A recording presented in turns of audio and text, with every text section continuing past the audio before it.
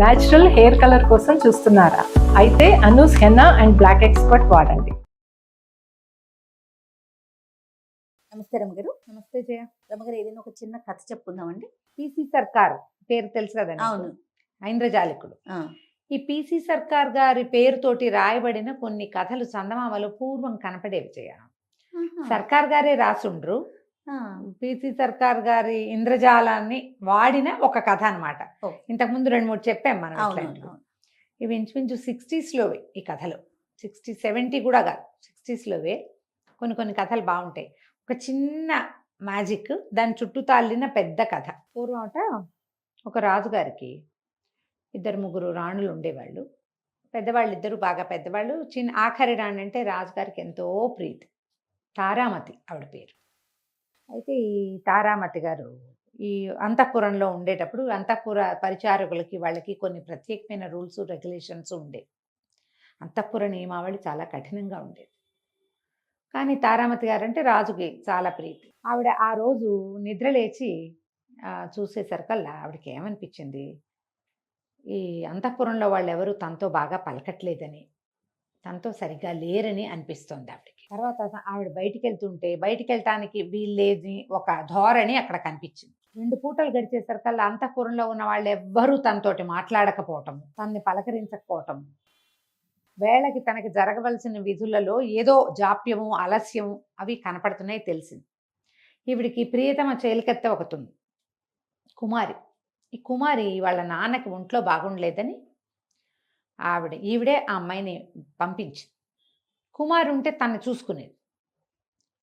కుమారి కూడా లేదు. వాళ్ళ నాన్నకి ఎలా ఉందో ఆ కుమారి కూడా లేదు. నేను ఇక్కడ ఒక్కదాన్నే ఉన్నాను అని అర్థమయ్యేసరికి ఆవిడ కొంచెం దుఃఖం వచ్చింది. అంతకుముందు ఈ కొత్త రాణి గారు, చిన్న రాణి, కాస్త దుఃఖంగా విషాదంగా డల్గా మొహం కనపడితే ఈ చెలికత్తెలు పని వాళ్ళంతా ఏదో ఒకటి పలకరించి మాట్లాడి ఏమిటమ్మా అని కనుక్కునేవాళ్ళు. ఇప్పుడు అట్లా లేదు. ఏదో తేడా ఉంది. ఏమిటి తేడా ఉందో ఆవిడకి తెలియటల్లా. కుమారి లేదే సమయానికి. సరే ఏం చేసింది, 4వ రోజు ఉదయము ఆవిడ రాజుగారు వస్తూ ఉంటే బయట నుంచి వస్తున్నాడు. ఏ రోజు ఉదయం ఆవిడ నిద్రలేచిందో అది ఆవిడ తెలుసుకుందో ఆ రోజు నుంచి రాజు లేడు. ఆయన ఎక్కడికో వెళ్ళాడు 3 రోజుల పాటు.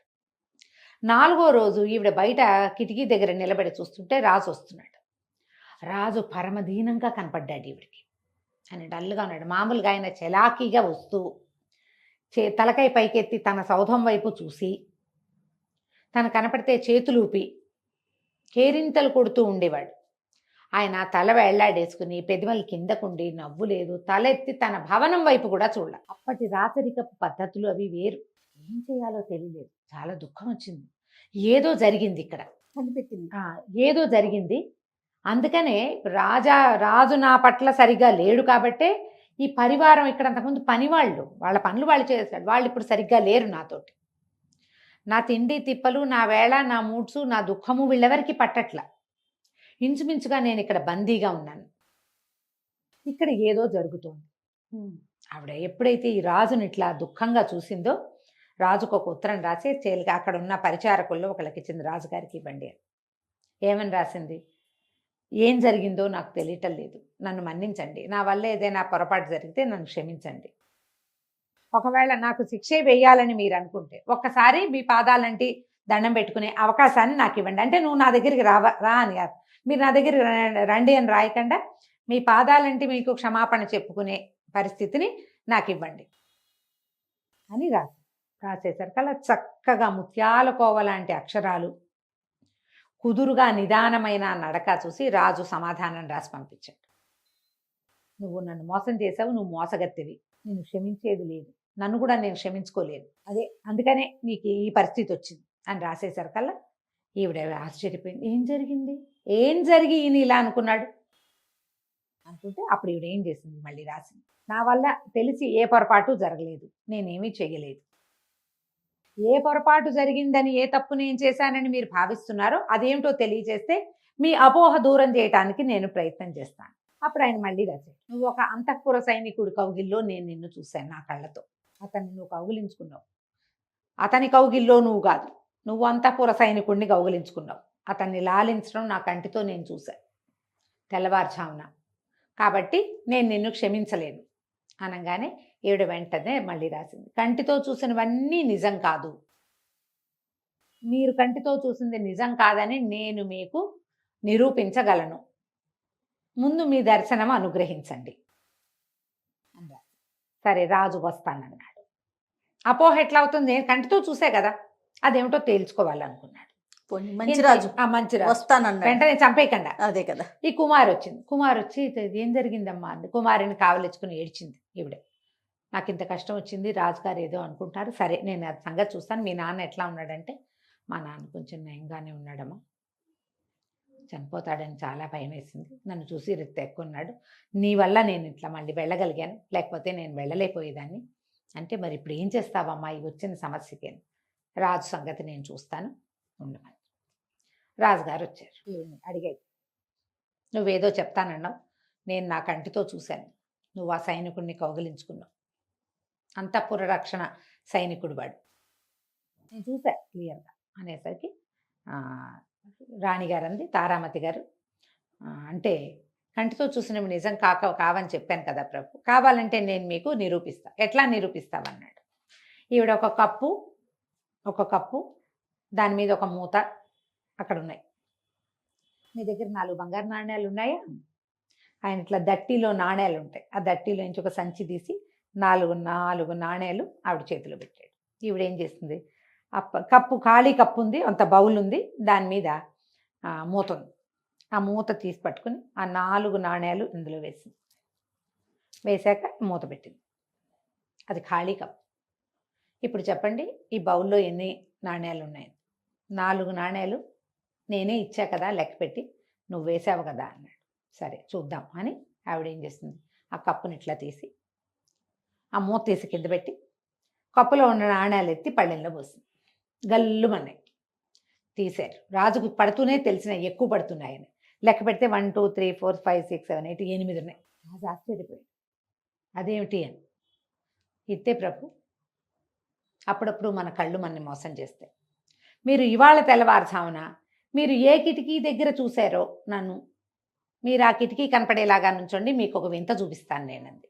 తను చూస్తూ ఉండగా తను ఇచ్చిన 4 నాణ్యాలు 8 నాణ్యాలు అయ్యేసరికల్లా రాజు ఒక రకంగా నిర్ఘాంతపోయాడు ఆ సాయంకాలం వేళ.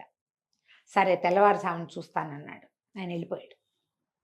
తెల్లవారుజామున ఆయన వచ్చి తన గది కిటికీ దగ్గర నుంచున్నాడు, గది వరండాలు నుంచుంటే ఈ తారామతి గారి గది వాకిట్లో ఆవిడ ఒక సైనికుడిని కావలించుకొని కనపడింది. ఆయనకి ఒళ్ళు మండిపోయింది రాజు, ఇది నాకు చూపించే వింత, నేను ఏ దృశ్యం చూసి నా ప్రియతమ రాణి నేను ఎంతో ముచ్చటగా చూసుకుంటున్నది, ఎవరో ఒక సైనికుడిని కావలించుకుంది అని కదా, 4 రోజులు ఈమెను అంతఃపురంలో నుంచి బయటికి వెళ్ళనివద్దు, బందీగా ఉంచండి, రాణిగా జరపాల్సినవి ఏవి ఆమెకు జరపక్కర్లేదని ఆజ్ఞ చేసి నేను వెళ్తే నాకేమిటో నాణ్యాలు చూపించి ఇప్పుడు మళ్ళీ వాడిని కావలించుకుందే, వెళ్ళక్కడ.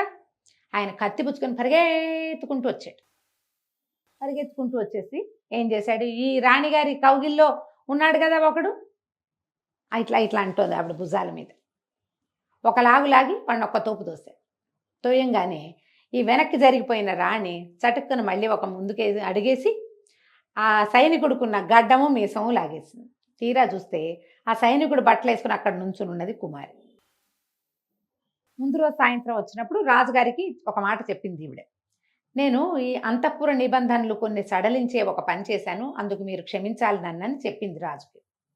ఈ 4 నాణ్యాలు 8 నాణ్యాలు చేసిందిగా, అప్పుడు ఆయన అన్నాడు, అది పెద్దదా చిన్నదా అన్నాడు. చాలా చిన్నది, అత్యవసరమయ్యే చేశాను, మీరు నన్ను క్షమించాలంటే సరే పర్వాలేదన్నాడు. ఇప్పుడు ఆ మాట ఇప్పుడు చెప్పిందనమాట. మీరు 4 రోజుల క్రితం తెల్లవారుజామున చూసింది అక్షరాల కుమారిని. కుమారి తండ్రి అనారోగ్యంతో ఉన్నాడు. అంతఃపుర నిబంధనల ప్రకారము సాయంకాలం దాటిన తర్వాత అసలు అంతఃపురంలో ఒక చెలికత్తెలుగా ఉన్న వాళ్ళు ఎవ్వరూ బయటికి వెళ్ళడానికి వీల్లేదు, అక్కడ రూల్ అది. చెలికత్తెలుగా బయట నుంచి ఆడపిల్లల్ని సెలెక్ట్ చేసి తెస్తారు లోపలికి, తెస్తే వాళ్ళు పంజరంలో చిలకల్లాగా ఉంటారు, లోపల పని చేయాలి తప్ప వాళ్ళు ఇళ్ళకెళ్ళి రావడాలు అవి కుదరవు. ఇన్ని సంవత్సరాలు అయిన తర్వాత, కొన్ని సంవత్సరాలు అయ్యాక వాళ్ళకి కొంత డబ్బు ఇచ్చి ఇక మళ్ళీ వెనక్కి రాకుండా పంపేస్తారు. మధ్యలో వెళ్ళి వచ్చి చేసేటప్పుడు ఏమవుతుంది, అంతఃపుర రహస్యాలు బయటికి వెళ్ళిపోతాయి, బయట నుంచి మగవాళ్ళు రావచ్చు, అందుకని కఠినమైన నిబంధనలు ఉంటాయి. కుమారి తండ్రిని చూడాలని చాలా తహతహలాడిపోతోంది. ఆయన చనిపోతే ఆఖరి చూపు దక్కదని అది శోకిస్తుంటే నేనేం చేశాను, ఇక్కడ ఉన్న వాళ్ళందరికీ నా గదిలో చీరలతోటి ఏదో నేత నేయిస్తున్నానని, కుమారి 2-3 రోజుల పాటు నా గదిలోనే ఉంటుంది, ఎవ్వరికీ కనపడదని ఇక్కడంతా ప్రచారం చేయించి కుమారికి అంతఃపుర రక్షక భట్టుడి బట్టలు సంపాదించమని చెప్పాను. అదేం చేసింది, రక్షక భట్టుడి వస్త్రాలు తెచ్చుకుంది. ఈ లోపల నేను గదిలో పత్తికి కాటుక పూసి గడ్డము మీసము తయారు చేశాను.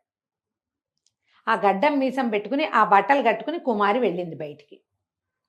ఆ వెళ్ళేటప్పుడు అది ఏడుస్తూ వెళ్ళొస్తానమ్మా అంటే దాన్ని కౌగలించుకుని ఓదార్చాను నేను. పర్వాలేదులే, మీ నాన్న కనీసం ఆఖరి చూపైనా దక్కుతోంది, ఇంకొకళ్ళకి ఆ అవకాశం కూడా ఉండేది కాదు, పెద్దరాణి గారి ఆ వాట్లలోంచి అసలు వెళ్ళే అవకాశం లేదు, నేను కాబట్టి దాన్ని పంపించా, అందుకని కుమారుని కావలించుకున్నాను. అక్షరాల మీరు అదే చూశారు. మీరు ఇవాళ పుచ్చుకొచ్చినట్టుగా కత్తి ఆ రోజే పుచ్చుకొస్తే మీరు నిర్దోషిని చంపేసేవారు మహారాజా. ఆయనకి అత్యవసరమైన పని ఉండి ఈ హత్యా కార్యక్రమాన్ని వాయిదా వేసుకున్నాడు. ఆయన 3 రోజుల తర్వాత చంపేద్దాం అనుకున్నాడు. ఈ లోపల దుఃఖం వచ్చింది ఆయనకి, ఈ పిల్లని ఎంత ముద్దుగా చూశాను, ఎంతో బాగా చూసుకున్నాను, ఇది ఇంత పని చేసింది అని దుఃఖం వచ్చి కొంచెం మెత్తపడ్డాడు. లేకపోతే ఉగ్రంలో మొదట ఐడియా రాగానే వెంటనే అయితే నరికేసే పని. అదే ఆయన నవ్వొచ్చింది ఆయనకి, ఆశ్చర్యపోయాడు. అవును, నేను అపోహపడ్డానని కుమారిని 10 రోజులు సెలవు తీసుకుని మీ ఇంటికి వెళ్ళి మీ నాన్నని చూసిరా అని చెప్పి ఆ అమ్మాయిని పంపించాడు. మహారాణిని ఈవిని క్షమించమని అడిగాడు. నేను పొరపాటు పడ్డానంటే, కన్ను అప్పుడప్పుడు మనని మోసం చేస్తుంది ప్రభు, పర్వాలేదులేండి అని ఆయన మన్నించినట్టుగా మాట్లాడి ఆయన పంపించేసింది. సరే, తెల్లవారిపోయింది. తెల్లవారుజామున కదా జరిగింది. ఏం చేసింది కుమారి, యువరాణి మహారాణి తారామతి దేవికి నెత్తికి నూనె రాయటానికి నూనె అవి పుచ్చుకొచ్చింది. తలకి నూనె రాసి మర్దం చేస్తూ, అమ్మా ఇదైతే బాగా ప్రూవ్ చేసావు, నిరూపించావు కదా నేనేనని, ఆ రోజు ఉన్నది నీ కౌగిల్లో ఉన్నది నేనేనని నిరూపించావు. ఆ నాణ్యాలు ఎట్టా చేసావమ్మా తమాషా. ఆవిడ నవ్వింది. చిన్న ట్రిక్కు ఇది అని చెప్పి ఏం చేసింది, ఆ పళ్ళెం ప్లేట్ వెనక్కి తిప్పింది. ప్లేట్కి సబ్బు రాసి 4 నాణ్యాల ముందే అంటించింది. ఆ పళ్ళెం మీద జాగ్రత్తగా ఆ కప్పు మీద పళ్ళాన్ని మూత పెట్టింది. రాజుగారు వచ్చినప్పుడు పళ్ళాన్ని అలాగా తీసి 4 నాణ్యాలు కప్పులో వేసి ఈ పళ్ళెం పెట్టేటప్పుడు వేళ్లతోటి ఆ 4 నాణ్యాలని ఆ గిన్నె కప్పులో పడేలాగా చేసేసింది. నేను ఆ రోజు నేను అంటించిన సబ్బు ఇంకా ఉంది చూడు అని, కుమారి పొరపాటును కూడా ఇది ఎవరికి చెప్పుకో, రాజును ఒప్పించడానికి ఇది మనం వాడాం, రేపొద్దున ఆయన నేను ఏ ట్రిక్ అయినా చేస్తానని అనుకోగలుగుతాడు కదా, అంతే. కాబట్టి ఈ మాట మాత్రం బయట పెట్టకూడదు. అర్ధరాత్రి పూట ఇది దొంగ వేషం వేసుకుని నగరు దాటి వెళ్ళిందన్నది బయటికి రాదు. అలాగే ఈవిడ రాజుగారిని ఎలా పడేసిందో కూడా బయటికి రాకుండా ఉండిపోయింది. కథ కంచికి మనం ఇంటికి. చాలా బాగుంది రమ్య గారు. నమస్తే. నమస్తే.